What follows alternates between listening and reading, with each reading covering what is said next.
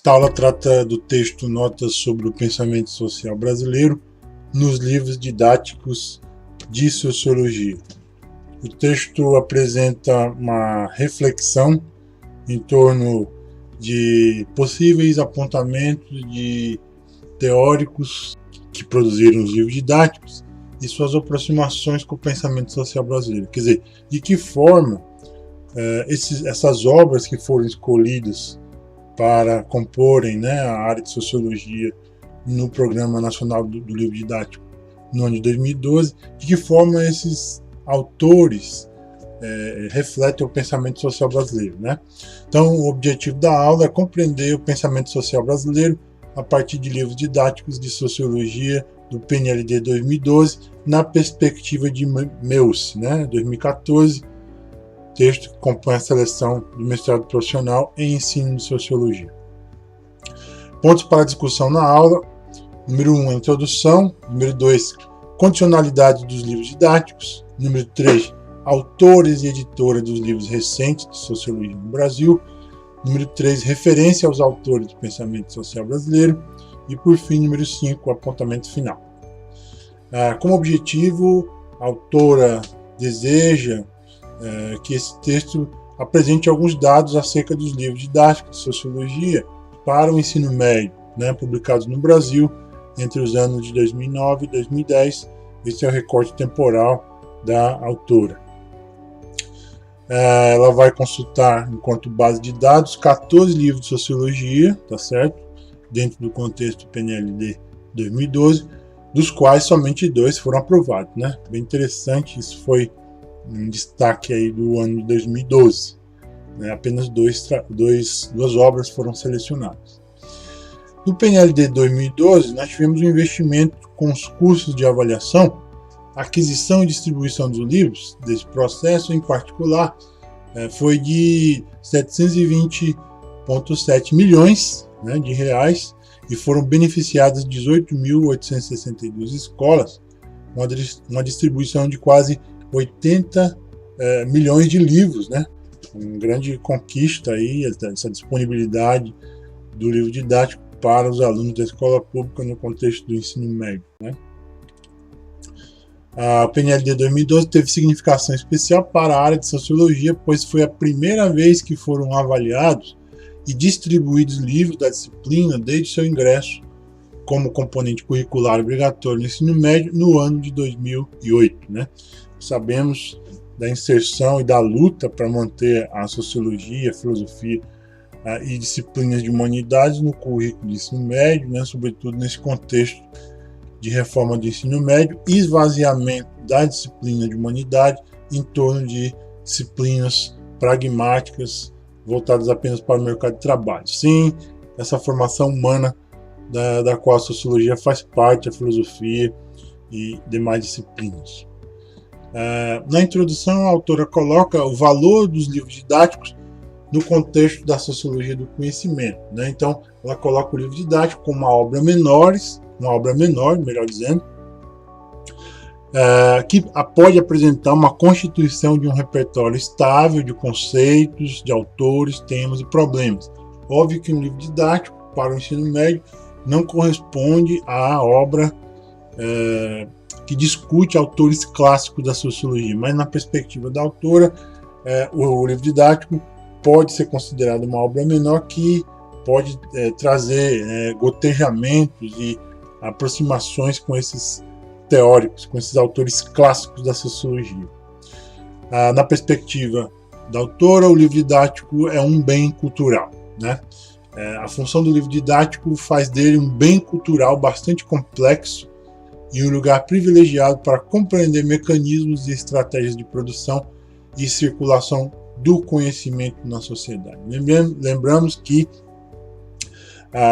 essa é a ideia, A ideia de que o livro didático seja uma expressão da cultura, sobretudo respeitando os regionalismos, de cada lugar, de cada estado, município, de cada escola, e isso diz respeito ao trabalho do professor também na utilização didático-pedagógica destas obras, ok? Mas o fato é que o livro didático é um bem cultural, reflete a cultura, ou melhor dizendo, as culturas que dizem respeito, né, à nossa brasilidade, ok?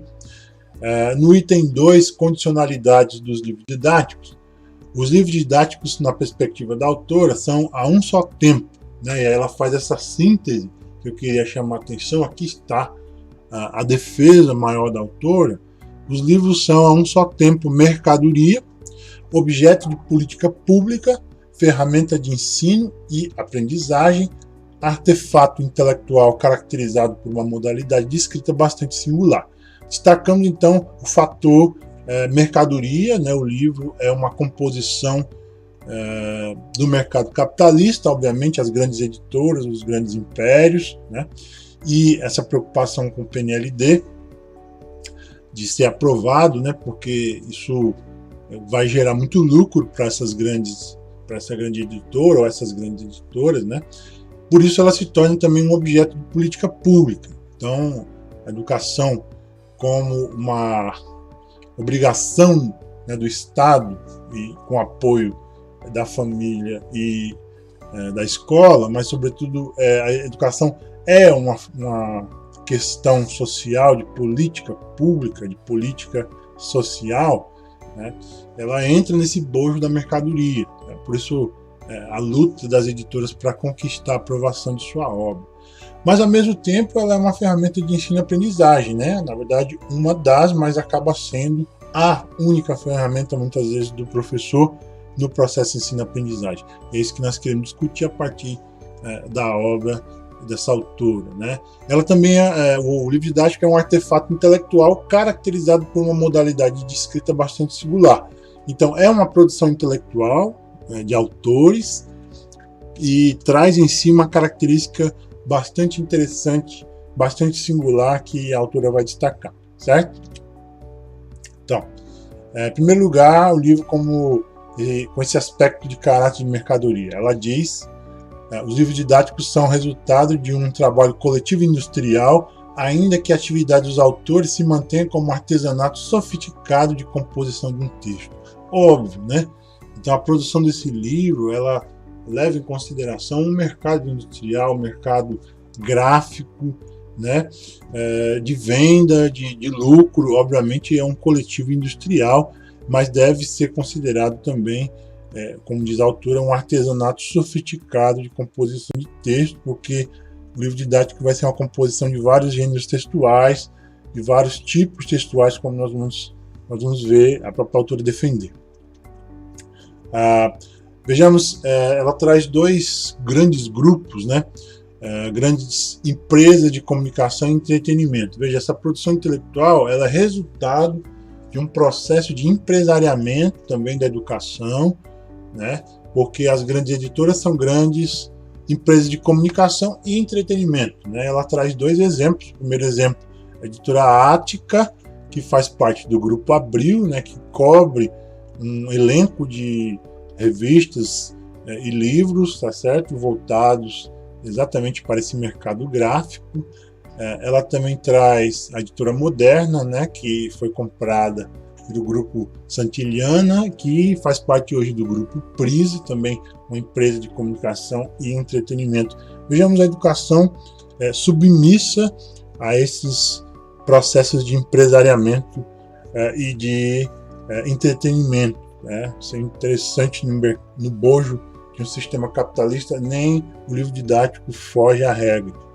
O livro didático aparece nesse sentido como um produto ordinário da indústria cultural, né? Seu formato, ilustrações, exercícios, recursos, boxes e colunas o aproximam da estética das revistas semanais, bastante interessante, né? É um tipo de gotejamento que esse livro, essas obras, elas apresentam um tipo de gotejamento dos autores clássicos no bojo de um texto muitas vezes organizado de forma pragmática, sem muita reflexão. E ela chama atenção a uma categoria fundante de dois grandes autores críticos da escola de Frankfurt, que é a indústria cultural, né? É um conceito cunhado pelos filósofos frankfurtianos Theodor Adorno, no início do século XIX, né, que ele viveu, 1903 a 1969, e Max Horkheimer, 1895 a 1973. Consiste esse conceito de indústria cultural, né, consiste na produção cultural como mercadoria, de acordo com os mesmos princípios de acumulação capitalista que regem a produção geral das mercadorias, tais como a exploração do trabalho intelectual e sua subordinação aos objetivos da acumulação, o uso intensivo do trabalho mediante novas tecnologias, a subordinação do trabalhador ao ritmo da máquina e o parcelamento das funções, né? Resultado aí desse processo cartesiano aplicado à linha de montagem, como nós já vimos no Fordismo e no Taylorismo, padronizado, né, a ser comprado, vendido e consumido como qualquer bem perecível. Então, Horkheimer e Adorno nos ajudam a pensar essa indústria cultural, resultado então do sistema capitalista que torna toda a produção cultural, a cultura, como mercadoria, como algo vendável, né? Nessa perspectiva, então, é que a gente entende essa produção em massa e esse afã em querer aprovar uma obra no PNLD, né? Podemos, nesse sentido, ao menos sugerir, diz a autora, a hipótese de que um dos efeitos do PNLD é a imposição de um modelo de livro didático disseminado entre todas as disciplinas e por todo o país, repercutindo também nos livros comercializados no mercado, se constituindo como um padrão e possivelmente como um selo de qualidade para as editoras que os têm aprovado. É como se um processo de coroamento, né, se instaurasse na busca dessa qualidade total para aprovação de um livro no PNLD, né? Então, digamos que seria o ápice do empresariamento da educação, a aprovação desse livro no contexto de uma editora, né? A gente destaca agora, em segundo lugar, dentro dessas condicionalidades do livro didático, para além da mercadoria, o livro didático tem o seu caráter didático-pedagógico, né? Ele é elaborado com a finalidade mais imediata de servir de instrumento de ensino e de aprendizagem. No entanto, há uma atenção muito singular do autor de obras didáticas que, afinal, dialoga simultaneamente com o professor e com o aluno. Ou seja, o autor que escreve uma obra, um livro didático, ele tem que ter essa interlocução pensando nos seus sujeitos finais, que fazem parte do processo de ensino-aprendizagem, professor, aluno e a relação da construção com o conhecimento. É preciso essa dimensão didático-pedagógica, né? A organização do texto, a organização das sequências, dos tópicos, das questões a serem elaboradas pelos alunos, do manual do professor, tudo isso deve ser levado em consideração no aspecto didático-pedagógico, na relação ensino-aprendizagem. Então, ao escrever uma obra, o autor precisa pensar como é que o aluno aprende, né? Como é que o professor pode refletir caminhos para a aprendizagem desse aluno. O livro didático, então, se torna um recurso didático, né? Só que a grande questão é a tensão entre o livro didático enquanto uma única obra de referência para professores e na tensão enquanto bem escolar, tá certo? Que não é único e não pode ser meramente a única fonte de consulta do professor, né? Na relação com outros bens escolares que às vezes ficam ignorados tanto por professores como alunos. Existem outros instrumentos, né, outros bens escolares que podem ser utilizados, né? A própria produção do professor, a própria reflexão dele, do seu campo científico, uma própria apostila, né, dele mesmo. E eu acho que é isso que a gente precisa resgatar. A autora chama essa atenção e eu também concordo com ela. É preciso alargar os bens escolares, é preciso reconhecer o que a escola tem como patrimônio intelectual para disponibilizar no processo de aprendizagem para alunos e professores, né? Revistas, jornais e tantos outros livros. Agora que acaba que o livro didático se torna a única obra de referência. A meu ver, esse é problema limitador. Na perspectiva da autora, consideramos que a modalidade de escrita do livro didático constitui um gênero que se distingue do texto acadêmico, do texto científico, né? do texto literário e do texto jornalístico. Não obstante, ao mesmo tempo, sua elaboração tem a especificidade de demandar a presença desse repertório de gêneros dos quais se diferencia. Então, é preciso que haja a dimensão da ciência, do aspecto acadêmico, do aspecto literário e do aspecto jornalístico. Nessas três grandes categorias textuais, elas fazem parte da composição de uma obra didática. A escrita didática é uma operação que cria um ambiente no qual o texto base dos autores é composto por outros textos e recursos. Aqui uma relação de intertextualidade, né? Movidos e posicionados para a criação de certos efeitos específicos. Esta escrita, diz a autora, é polifônica e os autores sempre estão em diálogos com o seu repertório cultural acumulado, indagando sobre as possibilidades de uso pedagógico de certo filme, obra literária, imagem ou ditado popular. Veja, então, na perspectiva de Meucci, o livro didático é uma escrita polifônica, ela tem várias vozes, ela dialoga com várias vozes, com vários gêneros, com vários tipos textuais, na perspectiva de angariar vários instrumentos, vários caminhos para pensar o ensino daquela ciência, no nosso caso, o ensino de sociologia, né? Que filmes, que obras, que imagens, que ditados populares, que aforismas, o que existe na cultura que pode ser um instrumento de mediação do processo de ensino-aprendizagem. Em terceiro lugar, ainda nesse item 2, a gente discute as técnicas recorrentes de exposição do conteúdo. Na perspectiva de Meucci, ela traz 3 técnicas fundamentais, que compõem aí a exposição do conteúdo de um livro didático. Primeiro, topicalismo, segundo, nominalismo e terceiro, contextualismo. No topicalismo, nós vemos uma redação do livro organizada em tópicos, estratégia que visa demarcar um conteúdo em um lugar específico. Então aqui diz respeito à estruturação do livro, né? Os tópicos, os grandes temas daquela ciência voltados para o ensino médio, voltados para essa faixa etária da juventude que está cursando o ensino médio. A segunda coisa é o nominalismo, técnica importante que caracteriza a escrita do livro didático e consiste na estratégia de nomear os fenômenos para possibilitar a compreensão, né? Então a gente vê aqui o quesito conceituação. O livro didático também trabalha, ele parte dessa realidade da cultura, da realidade do aluno, mas ele também vai diluir no texto conceitos, né? Aspectos teóricos de uma certa área do conhecimento, e no caso aqui a sociologia. O terceiro aspecto é o contextualismo, que visa aqui na perspectiva da autora 2 questões. Primeiro, ilustrar esquemas teóricos. Segundo, discorrer acerca do desenvolvimento histórico de determinado fenômeno no campo da sociologia, né?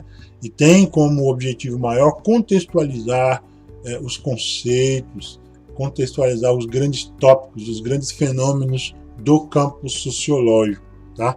Então, esse aspecto do contextualismo diz respeito à ilustração e à contextualização do conceito sociológico trabalhado naquela unidade, naquela seção. O contextualismo é uma estratégia que serve para a autora na perspectiva de 2 fins, nem sempre complementares, diz ela. A letra A, favorecer uma espécie de deslocamento temporal, né? Um certo tipo de anacronismo, de retorno do conceito ao seu tempo de origem. B, demonstrar que a origem do fenômeno marca a situação atual, ou seja, um conceito sociológico hoje ele só tem sentido hoje porque ele teve ontem, no contexto em que ele foi gerado. A primeira finalidade, que é deslocar o conceito no tempo, pressupõe que a descrição histórica é um instrumento útil para provocar a desnaturalização dos fenômenos. Então, essa é a grande questão. É preciso desnaturalizar o conceito. Às vezes um conceito assume um conceito naturalizado que não tinha quando foi criado, né? A segunda pressupõe que há uma relação de continuidade entre passado e presente, ou seja, o conceito hoje tem sua origem no passado, mas há um processo de redesenhamento, se a gente assim pode chamar, ou de continuidade do passado no presente. Então o conceito é elaborado Inclusive, a etimologia da própria palavra traz isso, né, muitas vezes. Em quarto lugar, nesse item 2, existe o aspecto do didatismo. Podemos relacionar esse didatismo a uma modalidade de conhecimento que entende a teoria como recurso para a classificação e a história como recurso para a genealogia dos fenômenos. Ou seja, há uma relação aí didática que abarca a teoria, o conceito, para classificar, para nomear, mas ao mesmo tempo a história para apontar a genealogia desse fenômeno e como ele pode ser recriado hoje, né? Esse é o aspecto didático. Então, esse didatismo do livro didático faz a ponte entre o presente e o passado. Isso é importante nas obras didáticas. No entanto, nos anos 70 e 60 não era assim, né? Esse novo modelo de livro didático resultou de uma confluência entre vários fatores, além da hegemonia de certa perspectiva sobre o conhecimento. E aí a autora declina. A dominância de certas teorias no campo da educação, o ensino apostilado, a emergência de uma indústria editorial de entretenimento e uma nova estética favorecida pelos recursos tecnológicos no campo editorial. Então, essa nova abertura para esse didatismo, para essa teoria contextualizada, para esse ensino apostilado, né, e para o crescimento dessa indústria cultural do livro didático, tudo isso contribui para esse modelo atual de livro que nós temos. No item 3, vamos discutir agora os autores e editoras dos livros recentes de sociologia no Brasil, aí lembrando que estamos falando do PNLD 2018, ou melhor dizendo, 2012, perdão. Foram catalogados 14 livros, tá certo, didáticos nesse período. Foram escritos por 24 autores, diferente do que a autora traz. Ela traz um recorte de 1930 a 1945, onde ela catalogou, né, 30 livros, dos quais nós tivemos 22 autores, né, quase que um autor para cada obra. Mas nós vemos agora, nesse contexto de 2012, a relação das parcerias, né, na escrita. Isso diz respeito muito às relações de coautoria, de especialidades que se unem e se entrecruzam para a produção de uma obra didática, né? No contexto de 2012, nós tivemos sete obras escritas por um autor, né? Que já é um outro contraponto, a especialidade concentrada. Mais 4 livros em dupla, tá certo? 4 livros foram escritos por duplas e 3 livros, né, foram escritos por 3 trios, por 3 autores. Veja que não há aqui uma padronização, mas ora polaridade de um autor escrevendo, ora 2 autores, ora 3 autores. Então as relações de coautoria elas estão muito fortes nessas obras, né? Em relação à titulação, vejamos aqui um adensamento da especialidade, porque nós temos dessas obras catalogadas em 2012, desses 14 livros e 24 autores, 14 são doutores, 5 mestres e 5 graduados, né? A gente vê ainda graduado escrevendo. Obviamente, isso diz respeito à necessidade de termos várias titulações envolvidas, mas chama atenção, destaque para 14 doutores de 24 autores, 14 são doutores, né? Então, é mais da metade. Isso é muito importante, e aqui a gente leva em consideração a valorização do campo científico na produção de um livro didático que, na perspectiva de alguns, é uma obra densamente pragmática, né? Mas não é. Em relação às áreas, na sociologia vamos ter 3 doutores e 3 mestres, na área de história 4 doutores, na ciência política 3 doutores e 1 mestre, e na educação 1 doutor e 2 mestres. Então, é gente que sabe o que está escrevendo dentro do seu campo científico, né? Entre os demais titulados temos um doutor em ciências sociais, com ênfase em antropologia, um doutor em serviço social, um doutor em comunicação. Veja a profundidade da titulação desses autores. Em relação à graduação, nós temos 2 bacharéis em ciências sociais, um bacharel em jornalismo, um bacharel em história e um licenciado em ciências sociais. Veja que no campo das ciências sociais há uma relação também aqui de interdisciplinaridade, né? A história, a ciência política, as ciências sociais, todas as ciências, a educação, né? A antropologia, todas essas ciências conversando entre si numa relação dialógica e dialética, na busca de composição de um corpus teórico, metodológico para o ensino médio. No que toca à experiência profissional, 15 autores estão trabalhando no ensino superior, né? Dentre eles 10 em universidades públicas e 5 em universidades privadas. Veja aqui, né, destaco a universidade pública em relação à universidade privada, né? Os autores são predominantemente oriundos da universidade pública e, ao meu ver, o que as pesquisas apontam é que a pesquisa realmente está na universidade pública, né? A privada tem muito mais uma perspectiva de ensino, né? Mas há essa abertura também, mas a universidade pública é densamente uma universidade de pesquisa. 7 são professores de ensino médio, aqui o chão da escola está, né, presente nessas obras, e um só é editor e é jornalista, tá certo? Em relação às universidades, aí uma predominância sul-sudeste, o eixo centro-sul, né, basicamente, mas mais especificamente sudeste-sul, oriundos desses autores da Universidade Estadual de Londrina, da Universidade Estadual de São Paulo, da Universidade Federal de São Paulo, a Universidade Estadual de São Paulo, né, USP-Leste, a Estadual do Rio de Janeiro e a Federal do Paraná. Então veja que são universidades, são grandes centros de excelência, e na hipótese 1, a hipótese que eu chamo a atenção aqui, que estou chamando de hipótese 1, que levanta, é porque essas instituições são grandes centros de excelência em ambientes favoráveis para o desenvolvimento da pesquisa, tá? Na hipótese 2, ela levanta que, ainda que não tenha sido possível verificar a idade e trajetória de alguns autores, sugere que há um perfil de jovens titulados em centros de excelência, em programa de nota 7, programa de pós-graduação em nota 7, qualificados e que recentemente prestaram concurso para as novas vagas que surgiram nas universidades públicas. Então, esses autores, esses doutores, são recém-titulados, em sua grande maioria, desses grandes centros de ciência do Brasil, que fazem parte também de programas de pós-graduação, onde realmente reside a pesquisa.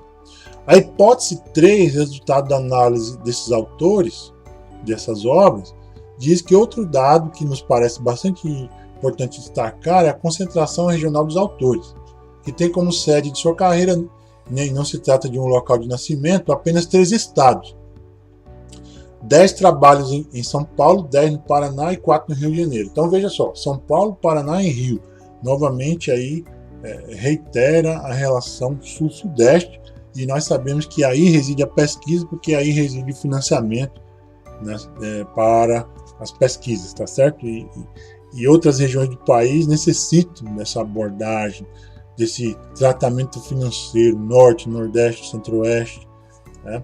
Sobretudo as regiões mais pobres do Brasil, falta-nos, né, essa dimensão da pesquisa, e como consequência os livros retratam exatamente esse recorte local, e muitas vezes retratam no próprio livro didático também esse recorte local. Muitas paisagens, muitos autores trabalham paisagens apenas dessa relação aí sul-sudeste ou centro-sul, tá? No item 4, referência aos autores do pensamento social brasileiro, a autora coloca aqui alguns critérios, tá? Ela analisou essas obras, essas 14 obras, em relação às citações desses autores do pensamento social brasileiro, mas quando houve repetição ela não fez a contagem, né? E ela trabalhou com o livro dos alunos, então não trabalhou com o manual do professor. Isso é importante destacar na análise da autora.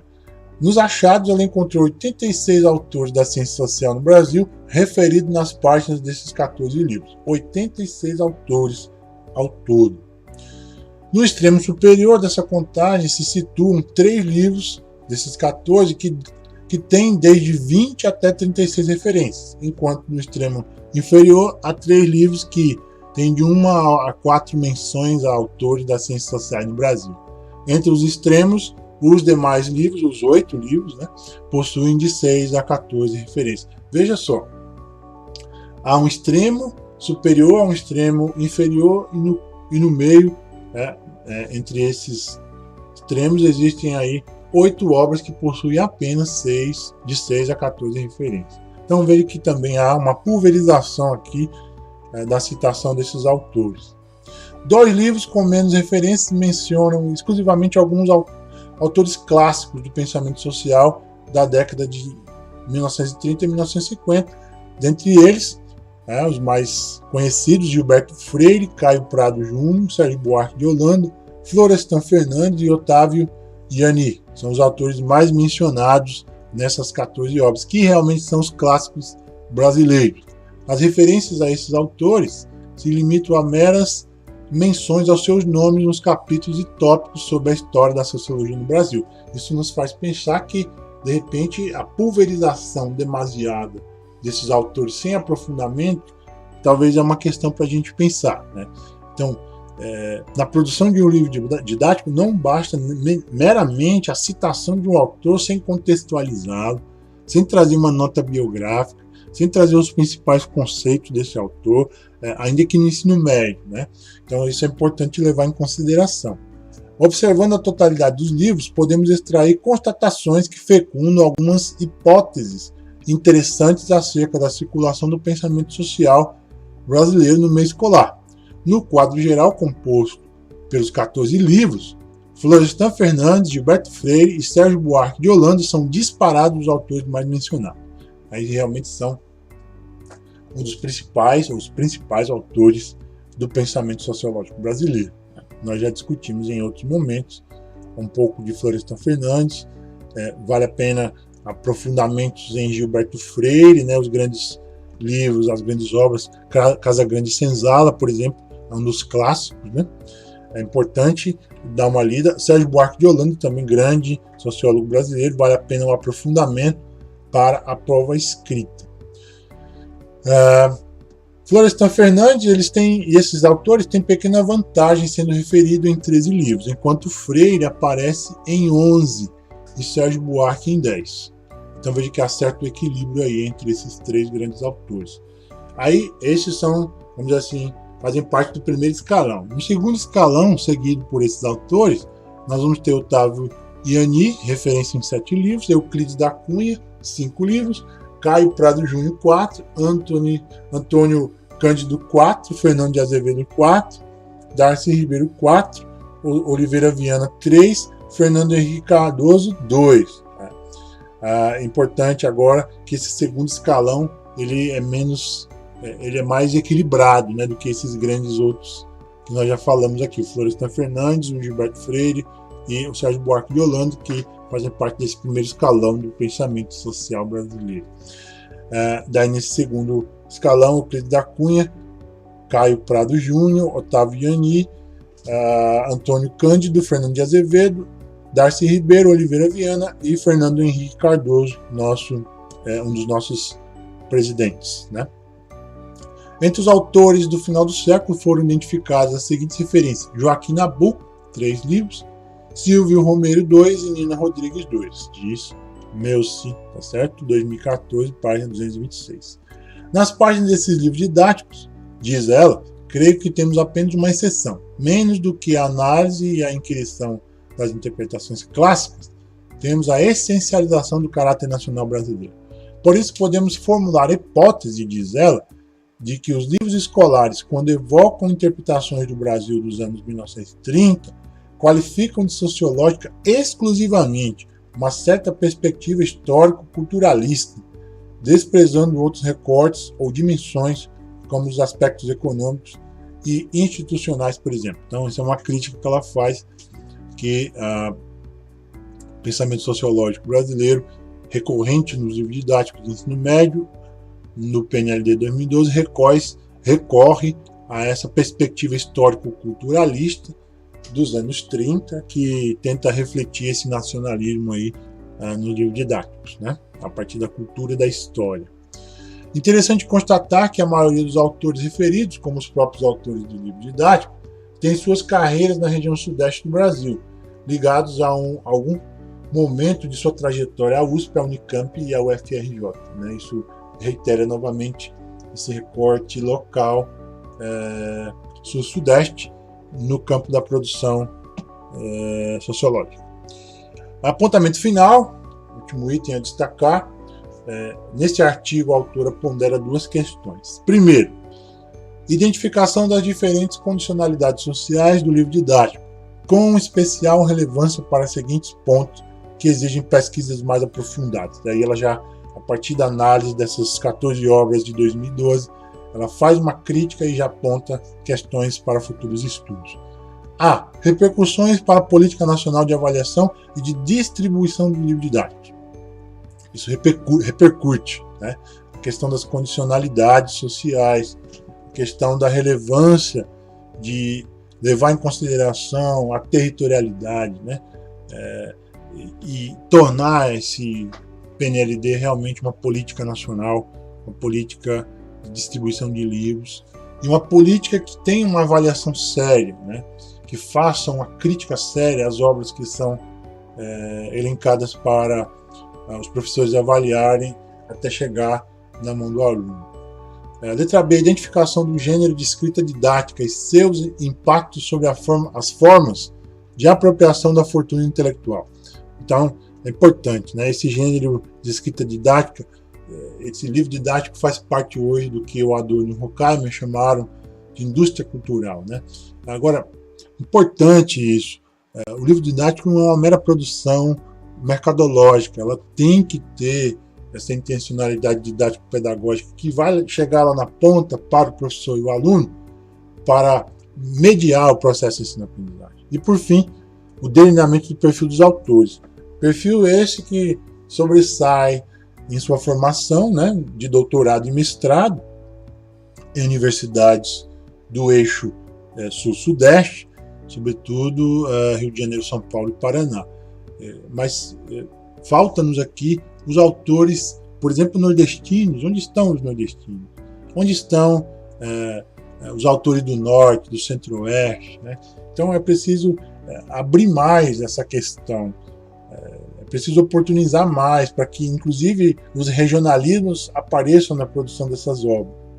Item 2, para finalizar, novos pontos de análise capazes igualmente de fecundar algumas hipóteses, diz ela. Declina 3 hipóteses. Letra A, um índice elevado de referências em alguns livros apenas e a existência do que chamamos de didatismo de segunda ordem. Então, alguns livros com índice elevado de referência, outros livros com um certo tipo de pulverização doutrinária, sociológica, mas que, na perspectiva da autora, é um certo tipo de didatismo de segunda ordem, porque muitas vezes cita o autor e não contextualiza, né, o seu pensamento. Então isso é importante. B. Os autores considerados intérpretes do Brasil e aqueles pertencentes à Escola Paulista de Sociologia são referidos nas páginas do livro didático. Então os grandes autores, né, Fernando de Azevedo e companhia, esses autores vão aparecer, né, fazem parte dessa Escola Paulista de Sociologia, da qual deu origem à USP, né, Escola Livre de Sociologia da Universidade de São Paulo, e são os grandes, né, os grandes autores brasileiros que retrocedem essa sociologia clássica dos anos 30. C. Apropriações do pensamento social brasileiro que ora corroboram a perspectiva culturalista, ora contribuem com a chave da desigualdade social, ambas bastante essencializadas, às vezes não trazendo a dimensão do contexto social, apenas trazendo o conceito teórico sem levar em consideração a dimensão territorial, né? Apenas essa dimensão culturalista e sem levar em consideração a diversidade do Brasil, a apropriação desse conceito sociológico para esse aluno do ensino médio, né? E assim fica difícil pensar um ensino de sociologia que possa abranger de maneira mais ampla o nosso aluno de ensino médio, que nós sabemos que no contexto da escola pública sofre de defasagem, muitas vezes, de conhecimento filosófico, sociológico do campo científico, e aí esse livro didático entra como um elemento, um recurso didático para a mediação do ensino de sociologia no ensino médio, né? Então, ficam as reflexões em torno desse artigo para contribuir com a prova didática. Então, até a próxima, pessoal.